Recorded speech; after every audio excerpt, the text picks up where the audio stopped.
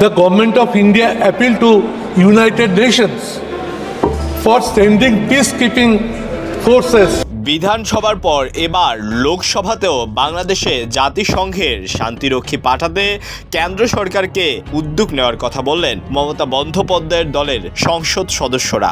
বাংলাদেশের বর্তমান পরিস্থিতিতে কেন্দ্রের হস্তক্ষেপও দাবি করেছেন তারা। অবশ্য এই প্রস্তাবের পর ভারত ও বাংলাদেশে চরম বিতর্কের মুখে পড়েছেন পশ্চিমবঙ্গের মুখ্যমন্ত্রী ও তার দল। এদিকে তার বক্তব্যের কড়া সমালোচনা করেছেন ভারতের বিরোধী দল কংগ্রেস সংসদ সদস্য শশী থারুর। তিনি বলেন, মমতা যে দাবি করেছেন তা তিনি বুঝেন কিনা এ নিয়ে তিনি সংশয় প্রকাশ করেছেন। जब दो देश के आपस में कुछ लड़ाई हुई और वहां समाधान आते हैं तो उसको सिर्फ जब उनके सरकार का ऐसे मांग करते हैं।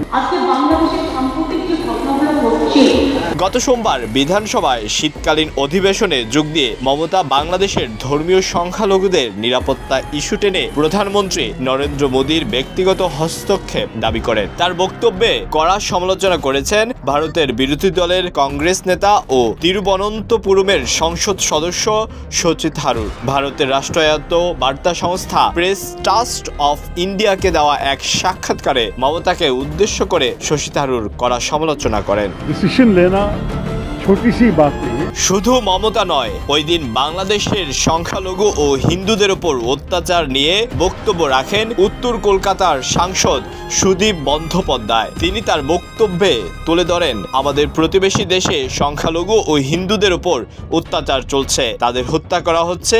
আমাদের আবেদন, বাংলাদেশে অতি বিলম্বে শান্তিরক্ষী বাহিনী পাঠানো হোক এবং এর জন্য যেন ভারত সরকার জাতিসংঘে আবেদন জানান এবং অতীত সাক্ষ্য দিচ্ছে বাংলাদেশে শরণার্থী সীমান্ত পেরিয়ে আমাদের দেশে ঢুকে পড়ে এবং সরকারকে এর অবস্থান জানাতে হবে। পররাষ্ট্রমন্ত্রী এর ব্যাখ্যা দিন।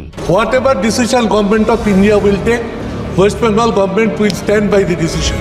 তবে বাংলাদেশের পরিস্থিতি নিয়ে উদ্বেগ প্রকাশ করলেও বর্তমান পরিস্থিতির জন্য মমতার সরকারকেই দায়ী করলেন রানাঘাটের বিজেপি সাংসদ জগন্নাথ সরকার। তার বক্তব্য, বাংলাদেশে বেছে বেছে হিন্দুদের হত্যা করা হচ্ছে, সরকারি মদতে হচ্ছে। এবারে সরকার পর্যন্ত আমরা দেখছি দর্শক হয়ে যাচ্ছে। চিন্ময় কৃষ্ণ দাসকে গ্রেপ্তার ও তার জামিন নামঞ্জুর করা দেওয়াকে কেন্দ্র করে আইনজীবী সাইফুল ইসলামকে হত্যা করে একদল ইসকন সমর্থক। তারপর থেকেই বাংলাদেশে ইসকন নিষিদ্ধের দাবি উঠে এবং নানা ধরনের বিক্ষোভ মিছিল হয় নানা দাবিতে। মমতা এই পরিস্থিতিকেই বিশৃঙ্খল পরিস্থিতি মনে করছে কিনা তা নিয়েও সংশয় বাংলাদেশের আপাময় মানুষের মনে। ডেস্ক রিপোর্ট, ঢাকা প্রকাশ।